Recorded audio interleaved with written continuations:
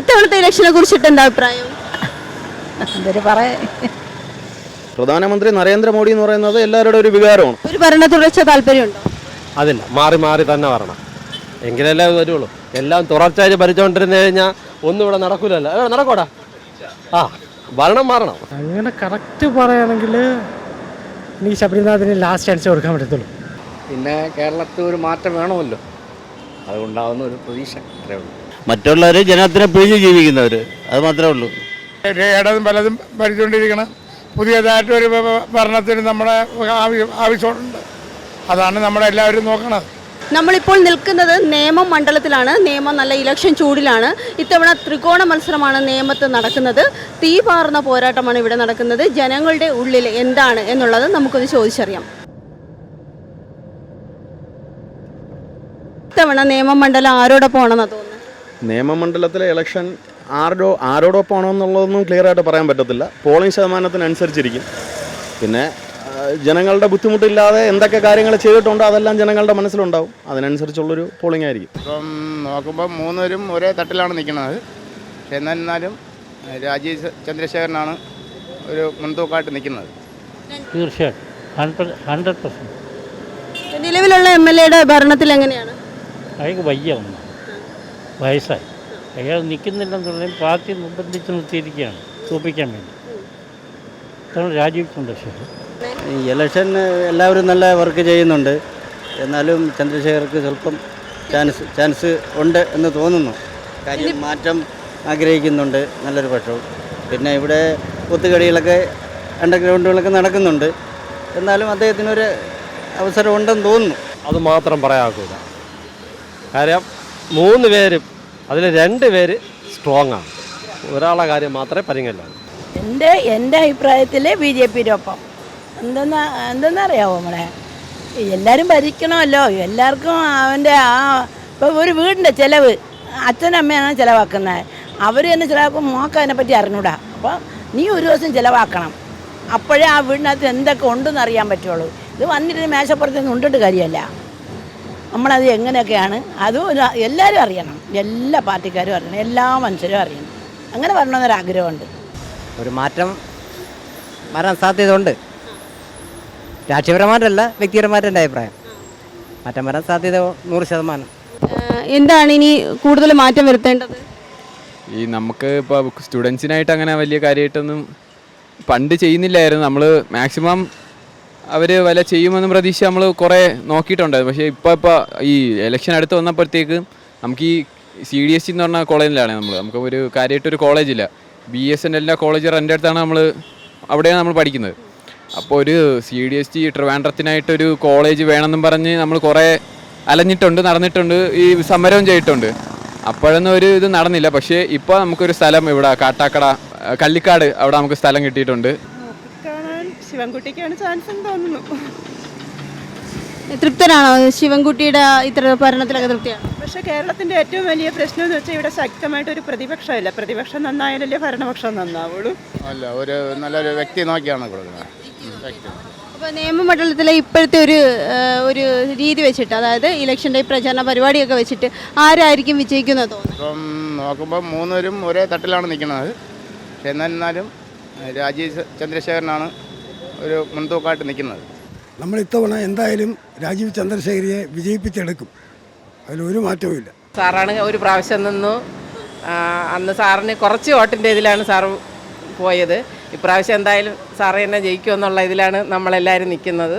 സാറിനെ തന്നെ നമുക്ക് കൊണ്ടുവരണം എന്നുള്ള ഒരു ഇതുണ്ട്.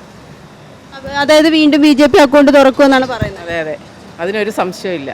ചന്ദ്രശേഖർ എന്ന് പറഞ്ഞാൽ അദ്ദേഹം സ്വന്തമായിട്ട് പ്രവർത്തിച്ചും മറ്റുള്ള രീതിയിലും സ്വന്തമായിട്ട് കാശുണ്ടാക്കി അദ്ദേഹം നല്ല രീതിയിൽ ജീവിക്കുന്നവർ. മറ്റുള്ളവർ ജനത്തിനെ പിഴിഞ്ഞ് ജീവിക്കുന്നവർ, അത് മാത്രമേ ഉള്ളൂ. രാഷ്ട്രീയക്കാരെന്ന് പറയുമ്പോൾ അങ്ങനെയാണല്ലോ. പിന്നെ ഇദ്ദേഹത്തിനെ സംബന്ധിച്ചോളം നമ്മുടെ പ്രധാനമന്ത്രിയെ പോലെ തന്നെ. ഇലക്ഷൻ നോക്കി കാണുന്നതെന്ന് പറഞ്ഞാൽ 3 മുന്നണികളും ഒപ്പത്തിനൊപ്പമാണ് ഇവിടെ പോരാട്ടം നയിക്കുന്നത്. അല്ല, വിജയ സാധ്യത എന്ന് പറയാൻ പറ്റില്ല, മത്സരത്തെ പോലെ ഇരിക്കും. നിലവിലുള്ള MLA എന്ന് പറയുമ്പോൾ നമ്മുടെ ഇവിടെയുള്ള സ്കൂളും കാര്യങ്ങളും റോഡും കാര്യങ്ങളും എല്ലാം ചെയ്തിട്ടുണ്ട്. എന്നാലും കുറച്ച് കാര്യങ്ങൾ ചെയ്യാനായിട്ടുണ്ട്, അത് പദ്ധതിയിൽ ഉൾപ്പെടുത്തിയിട്ടുണ്ട്. എല്ലാവരും ഫണ്ടിങ് ആയിട്ടുള്ള പ്രശ്നങ്ങളാണ് പറയുന്നത്. നാടിൻ്റെ വികസനത്തിനനുസരിച്ച് കുറച്ച് കാര്യങ്ങളും കൂടെ ചെയ്യാനുണ്ട്. പുള്ളി ബാക്കിയുള്ള കാര്യങ്ങളെല്ലാം ചെയ്തിട്ടുണ്ട്. പുള്ളി ഒരു MLA എന്നുള്ള രീതിയിൽ നമുക്ക് തെറ്റ് പറയാൻ പറ്റത്തില്ല. ചെയ്യാനുള്ള കാര്യങ്ങളെല്ലാം ചെയ്തിട്ടുണ്ട്. പിന്നെ ഇപ്പോഴുള്ള ഒരു സാമ്പത്തികമായിട്ടുള്ള ഒരു ബുദ്ധിമുട്ട് എല്ലാ മേഖലകളിലും ഉണ്ട്. ബിസിനസ്സിലായാലും വർക്കിലായാലും അത് മാറണമെങ്കിൽ കുറച്ചുകൂടെ ആക്റ്റീവായിട്ട് വന്നാൽ മാത്രമേ നടക്കത്തുള്ളൂ. ഓപ്പൺ മാർക്കറ്റിൽ പൈസ ഇറങ്ങണം, ആൾക്കാർക്ക് ജോലി വേണം, അങ്ങനെയുള്ള കുറച്ച് ബുദ്ധിമുട്ടുകളുണ്ട്. അതെല്ലാം മാറി വരണം. അതിനുള്ള ഒരു ചിന്തയും ആൾക്കാരിലുണ്ട്. ആ ചിന്ത എന്താണെന്നുള്ളത് ഇലക്ഷനിൽ പ്രതിഫലിക്കും. നിയമം ഇത്തവണ ആരോടൊപ്പമാണെന്ന് ചേട്ടന് തോന്നുന്നത്? രാജീവ് ചന്ദ്ര എന്താ അങ്ങനെ തോന്നാൻ കാരണം? അല്ല, പുള്ളി പറഞ്ഞു കഴിഞ്ഞാൽ വികസനവും കാര്യങ്ങളെല്ലാം അതാണല്ലോ നമുക്ക് നാട്ടിലും ജനങ്ങൾക്ക് വേണ്ടത്. ഇപ്പം ശിവൻകുട്ടി എന്നിട്ട് ഇവിടെ ഒരു കാര്യവും ചെയ്തിട്ടില്ല. ഇവിടെ മെയിനായിട്ട് നമ്മളെ ആശാനാഥാണ് കംപ്ലീറ്റ് എല്ലാ കാര്യങ്ങളും ഇവിടെ ചെയ്തിട്ടുള്ളത്. അതിൻ്റെ ഒരു ഫലം രാജീവ് ചന്ദ്രന് കിട്ടും. ഇന്നിപ്പം പ്രധാനമന്ത്രി നേരിട്ടിറങ്ങിയല്ലേ പ്രചാരണത്തിനകത്ത്, ഇന്ന് വരുമല്ലേ? അപ്പോൾ അതിനെക്കുറിച്ച് എന്താ പറയുന്നത്? അതൊക്കെ എങ്ങനെയായിരിക്കും ഈ ഇത്തവണത്തെ? അല്ല, അദ്ദേഹത്തിൻ്റെ ഒരു ഉത്തരവാദിത്വമാണല്ലോ. അദ്ദേഹത്തിൻ്റെ ഉത്തരവാദിത്വം അദ്ദേഹം ചെയ്യണമല്ലോ. അപ്പോൾ പിന്നെ പാർട്ടിക്കാരുടെ ആഗ്രഹം, പിന്നെ അദ്ദേഹത്തിൻ്റെ കേരളം ഒരു നോട്ടമുണ്ടല്ലോ. അപ്പോൾ ഇനി കേരളം മാത്രമല്ലേ ഉള്ളൂ, കേരളം തമിഴ്നാടും അല്ലേ ഉള്ളൂ. അപ്പോൾ അവിടെയും കൂടെ ഒരു കുറേ പിടിക്കണമെന്നുള്ള അത് രാഷ്ട്രീയമായ ഒരു ഇടിച്ചു കയറ്റമാണല്ലോ. അതുകൊണ്ട് തീർച്ചയായിട്ടും രാഷ്ട്രീയമായ കാഴ്ചപ്പാടുണ്ട്.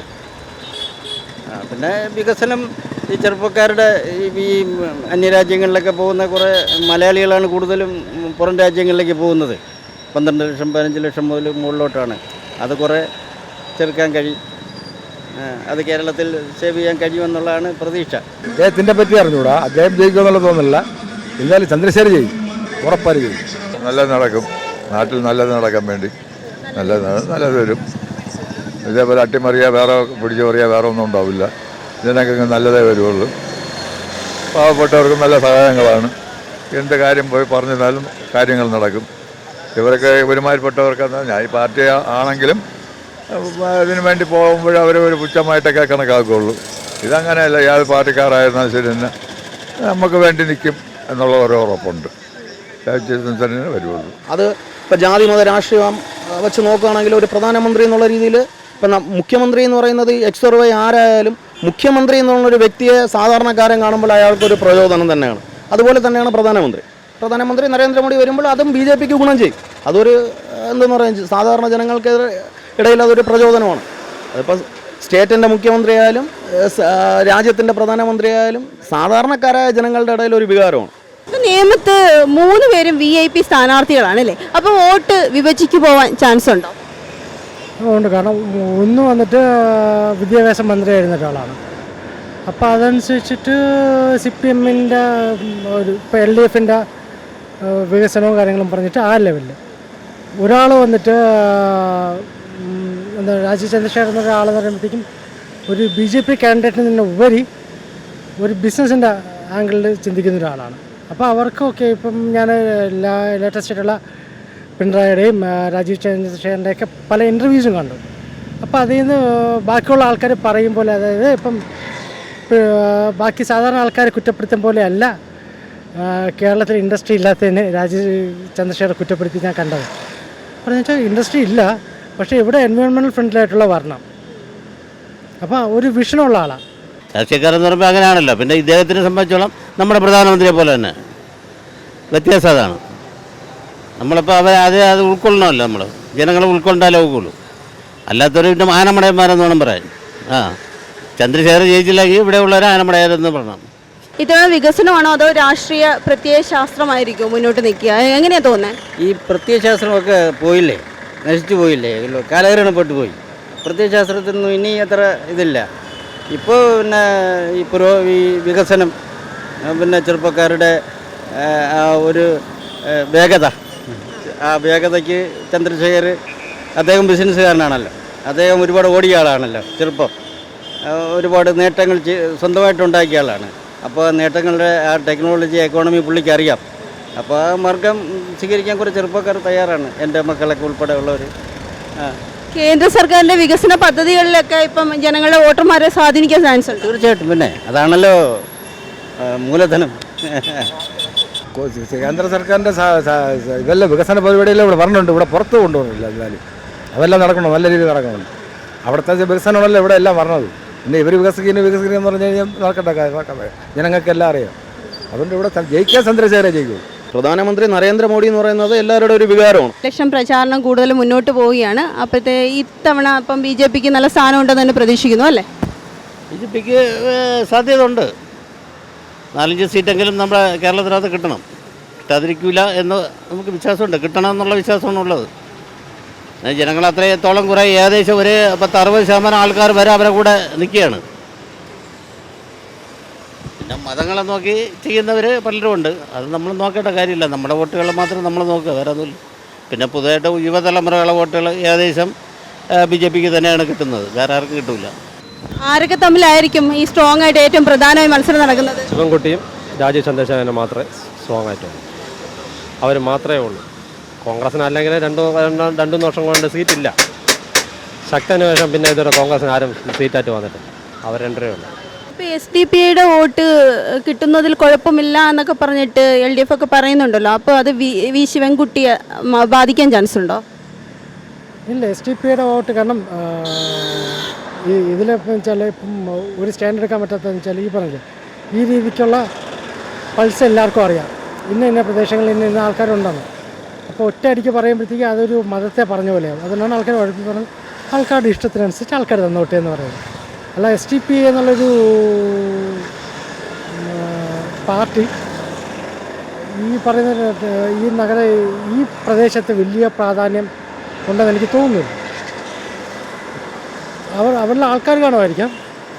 പക്ഷേ അങ്ങനെയാണെങ്കിൽ അവർ ഏറ്റവും കൂടുതൽ സ്വാധീനിക്കേണ്ടത് ഈ നഗരസഭ ഇലക്ഷനായിരുന്നു. അവർ നടത്തിയ സ്ഥാനാർത്ഥിയെ എത്ര വോട്ട് പിടിച്ചു എന്നുള്ളത് നോക്കിയാൽ മതി. അവരെ കപ്പാസിറ്റി അറിയാം. അതുകൊണ്ടാണ് കൂടുതലൊന്നും പറയാണ്ട് ഉഴപ്പി ഓക്കെ ആര് വേണം വോട്ടിട്ടോട്ടെ എന്ന് പറഞ്ഞത്. കാരണം മറ്റേതാണെങ്കിൽ വളച്ചൊടിക്കും ഇന്ന മതത്തിന്. അപ്പോഴത്തേക്കും ആ ഒരു രീതിക്ക് പറയാനും വയ്യ. എങ്കിൽ പറയും ഓക്കെ BJPയും കമ്മ്യൂണിസ്റ്റും എല്ലാം ഒരേ കാലിലാണ്, നമ്മൾ മാത്രം ഒന്ന് കോൺഗ്രസ് പറയേണ്ടി വരും. അപ്പോൾ ഇങ്ങനെ പറയാതിരിക്കുക. അപ്പോൾ അതിനെ തന്നെ എന്തോ ആര് വോട്ടിട്ടാണ് സ്വീകരിക്കും. പിന്നെ മതങ്ങളെ നോക്കി ചെയ്യുന്നവർ പലരും ഉണ്ട്. അത് നമ്മൾ നോക്കേണ്ട കാര്യമില്ല. നമ്മുടെ വോട്ടുകൾ മാത്രം നമ്മൾ നോക്കുക, വേറെ ഒന്നുമില്ല. പിന്നെ പുതുതായിട്ട് യുവതലമുറകളെ വോട്ടുകൾ ഏകദേശം BJPക്ക് തന്നെയാണ് കിട്ടുന്നത്, വേറെ ആർക്കും കിട്ടില്ല. എന്താ അങ്ങനെ തോന്നാൻ കാരണം? കാരണം അങ്ങനെ നല്ല പ്രവൃത്തിയാണ്. കഴിഞ്ഞ 5 വർഷത്തെ മാലിന്യ പ്രശ്നങ്ങൾ കൊണ്ടാണല്ലോ കഴിഞ്ഞ കോർപ്പറേഷൻ ഭരണം തന്നെ ഇവിടുന്ന് പോകാൻ കാരണം. LDFൻ്റെ കയ്യിൽ നിന്ന് പോകാൻ കാരണം അവരെ കയ്യിലിരിപ്പ് കൊണ്ടാണ് അത് മാറിക്കിട്ടിയത്. ഈ ഒരു ഭരണമാറ്റം ആഗ്രഹിക്കുന്നുണ്ട്. തീർച്ചയായും സ്പോർട്സ് തരത്തിൽ കുറച്ചുകൂടെ ഒന്ന് പുഷ് വരുന്ന കൊള്ളാമെന്ന് തോന്നിയിട്ടുണ്ട്. ഈ ഗ്രൗണ്ട് ആയാലും കുറച്ച് നമുക്ക് ഈ യൂത്തിനെ ട്രെയിനിങ് ചെയ്യാനായിട്ട് ഈ സ്പോർട്സ്, ഈ ക്രിക്കറ്റ് ആയാലും ഫുട്ബോൾ ആയാലും അങ്ങനെ കോച്ചിങ് സെൻറ്റർ അതേ അങ്ങനത്തെ അതിലെ MLA കാര്യമൊന്നും പറയണം. പറഞ്ഞു കഴിഞ്ഞിരുന്നാൽ അതൊരു വലിയ വിദ്വേഷമുള്ള കേസുകളാണ്. മനസ്സിലായില്ലേ? വലിയ വിദ്വേഷമുള്ള കേസുകളാണ്. നമ്മളത് പറഞ്ഞിട്ട് കാര്യമില്ല. കാര്യം അത് പോയത് തന്നെയാണ്. നമ്മളെ ഇന്ത്യ മഹാരാജ്യം 50 വർഷം ഭരിച്ചിട്ട് എന്ത് ചെയ്തു? ഇതേപോലെ ഒരു ഭരണം കാഴ്ചവെക്കാൻ ആരെ ഉണ്ടെങ്കിലും കഴിഞ്ഞോ? നമ്മുടെ ഭൂമി വരെ കൊണ്ടുപോയതേ ഉള്ളൂ. അതാണ് ഇതിൻ്റെ സത്യം എന്ന് പറഞ്ഞാൽ. ഞാൻ അതാണ് പറയേണ്ടത്. അദ്ദേഹത്തിൻ്റെ വിദ്യാഭ്യാസം നേരെ സംസാരിക്കാൻ പോലും അറിയില്ല. എന്നിട്ടാണ് ഈ കോർപ്പറേഷൻ്റെ കാര്യം നമ്മൾ പിടിച്ചെടുത്തതിൻ്റെ വൈരാഗ്യം, 50 കൗൺസിലർ വന്നതിൻ്റെ വൈരാഗ്യം അദ്ദേഹത്തിന് ഇപ്പോഴും മനസ്സിൽ കൊണ്ടു കിടക്കുന്ന ഒരു വ്യക്തിത്വമാണ് ശിവൻകുട്ടി. കാരണം കോൺഗ്രസ് എന്ന് പറയുമ്പോഴത്തേക്ക് തമ്മിലടി, അത് മാത്രം. അതുകൊണ്ട് അത് തന്നെയാണ് കേരളത്തിന് ഇത്രത്തോളം അധപ്പതിപ്പിച്ചത്. ശക്തമായിട്ട് ഇവിടെ ഒരു പ്രതിപക്ഷം ഇല്ലാത്ത ഒരവസ്ഥ. SDPയുടെ വോട്ടൊക്കെ ഇത്തവണ കിട്ടുമെന്നൊക്കെ പിന്നെ ഇടതുപക്ഷമൊക്കെ പറയുന്നുണ്ടല്ലോ. അതിപ്പോൾ നമ്മുടെ ശിവൻകുട്ടിയെ എങ്ങനെയെങ്കിലും ബാധിക്കാൻ ചാൻസ് ഉണ്ടോ? അത് അവരെ സംബന്ധിച്ചോളം നമുക്കിതിൽ ഈ വർഗീയത ഉള്ള കാര്യങ്ങളൊന്നും പറയാൻ ഒക്കില്ല. കാര്യം അവരെ എല്ലാ ഭാഗത്തും നിൽക്കും. വർഗീയത ഉള്ളവരടുത്ത് മതം പ്രശ്നങ്ങളും മറ്റുള്ള രീതിയിലും അവർ ഓരോ രീതിയിലും അങ്ങനെ നിന്ന് വരും. നമുക്കതുകൊണ്ട് അത് പറയാൻ ഒക്കില്ല. ഒരു SDPI അല്ലെങ്കിൽ വേറെ രീതിയെ നമ്മൾ എടുത്തു പറഞ്ഞ് ഒരു കാര്യം ചെയ്യാൻ ഒക്കില്ല. അവരൊക്കെ അണ്ടർഗ്രൗണ്ടിലാണല്ലോ പരിപാടികളൊക്കെ നടത്തുന്നത്. നിലവിലെ പറയും പൊതുവേ നിന്ന് പറയും, കാണിക്കുന്ന മറ്റു രീതിയിലാണ്. ഇപ്പോൾ ശബരിമല കൊള്ള അങ്ങനെയുള്ള കുറേ പ്രശ്നങ്ങളൊക്കെ വന്നിട്ടുണ്ടല്ലോ. അതൊക്കെ ഇടതുപക്ഷത്തെ എങ്ങനെ ബാധിക്കുമെന്ന് തോന്നുന്നു? ഇടതുപക്ഷത്തെ നല്ല രീതിയിൽ ബാധിക്കും. നമ്മുടെ ഹിന്ദുക്കളിൽ ഒരുപാട്, അതാ പറഞ്ഞ 60% ആൾക്കാരും ഇതിലേക്ക് വേണ്ടിയിട്ട് നിൽക്കുകയാണ്. കാര്യം ഇത് എന്ത് വന്നിരുന്നാലും ശരിയല്ല, ഇതിനെ തിരിച്ചു കൊണ്ടെത്തിക്കുക, അതാണ് നമ്മുടെ ലക്ഷ്യം. അല്ലാതെ മോണ്ടജിനെ പിടിച്ച് അകത്താക്കിയിട്ട് അവൻ്റെ പണം അവൻ്റെ കയ്യിൽ ഇരുന്നൊരു കാര്യമില്ല. ഇതിനെ എന്താണ് എടുത്തിട്ടുള്ളത് അത് കൃത്യമായിട്ട് എടുത്ത് അവിടെ കൊണ്ടുവയ്ക്കണം, അയ്യപ്പൻ്റെ സന്നിധിയിൽ കൊണ്ടുവയ്ക്കണം. അതാണ് ചെയ്യേണ്ടത്. അതിന് ഇപ്പോഴും നമ്മൾ മറ്റൊരു രാഷ്ട്രീയം ഉപയോഗിച്ചാലേ ഒക്കുള്ളൂ. അത് അവർ വന്ന് തന്നെയാണ് അത് ചെയ്യേണ്ടത്. അവർ ചെയ്യും എന്നുള്ള ഒരു വിശ്വാസം നമുക്കുണ്ട്. മറ്റൊരു രണ്ടുപേരും ഭരിച്ചതാണല്ലോ നമ്മളെ കേരളം, രണ്ടുപേരും ഭരിച്ചതാണ്. ഇതുവരെ BJP നമ്മളെ കേരളം ഭരിച്ചിട്ടില്ല. കോർപ്പറേഷൻ മാത്രമേ അവരുടെ കയ്യിൽ 40 വർഷമായിട്ട് കിട്ടിയിട്ടുള്ളൂ. അതുകൊണ്ട് ഒരാഗ്രഹം BJP ഭരിച്ചാൽ എങ്ങനെ ഇരിക്കും, ഒരവസരം അവർക്കും കൊടുക്കണ്ടേ. ഞാൻ ഈ എല്ലാ ഭരണത്തിലും എനിക്ക് 64 വയസ്സായി. ഈ എല്ലാ ഭരണവും ഞാൻ കണ്ടതാണ്. എനിക്ക് ഏറ്റവും ഇഷ്ടപ്പെട്ട ഒരു നേതാവ് എന്ന് പറയുന്നത് നമ്മളെ വർക്കല രാധാകൃഷ്ണൻ സാറിന് എനിക്ക് ഇഷ്ടമാണ്. പഴയ സ്പീക്കറായിരുന്നു, അദ്ദേഹത്തിന് ഇഷ്ടമാണ്. ഞാൻ BJP ആയിരുന്നു, അന്ന് കമ്മ്യൂണിസ്റ്റ്. ഇപ്പം ഞാൻ വന്നപ്പോഴും ഇപ്പോൾ ഞാൻ കേന്ദ്രത്തിന് വോട്ടിട്ട BJPക്ക്, നമ്മളെ കൗൺസിലർമാരൊക്കെ വോട്ടിട്ട് LDF. ഉണ്ണി സാറിനാണ് ഇട്ട് കൊടുക്കണേ. ഉണ്ണി സാറിനോട് ബിന്ദുവിന് ഇട്ടിട്ടുണ്ട്. ഇപ്പം രഞ്ജിത്ത്, അത് BJP. എന്നുവെച്ചാൽ നമ്മൾ വ്യക്തിപരമാണത്. ഇത് എൻ്റെ ആഗ്രഹം, BJP വരണം. ഒന്നറിയണം നമ്മളെ, അതും നമുക്കറിയണ്ടേ എങ്ങനെയാണെന്ന്. അപ്പോൾ ഇന്ന് നമുക്ക് ആ ഒരു പ്രശ്നമില്ല. ഇന്ന് ലോകരാഷ്ട്രങ്ങളിലും പല മുസ്ലിങ്ങളും പല ക്രിസ്ത്യൻ രാഷ്ട്രങ്ങളും തമ്മിലടിച്ചിട്ടും ഇന്ത്യയിൽ താമസിക്കുന്ന എല്ലാ മതവിഭാഗക്കാർക്കും സുഖമായിട്ട് ജീവിക്കേണ്ട ഒരു സംവിധാനമാണ് ഇന്ന് ഇന്ത്യക്കകത്തുള്ളത്. അപ്പോൾ ഇതാണ് നേമത്തെ നിലവിലെ സ്ഥിതി. വമ്പൻ മത്സരാർത്ഥികൾ പൊരിഞ്ഞ പോരാട്ടം. പക്ഷേ അന്തിമവിധി വോട്ടർമാരുടേതാണ്.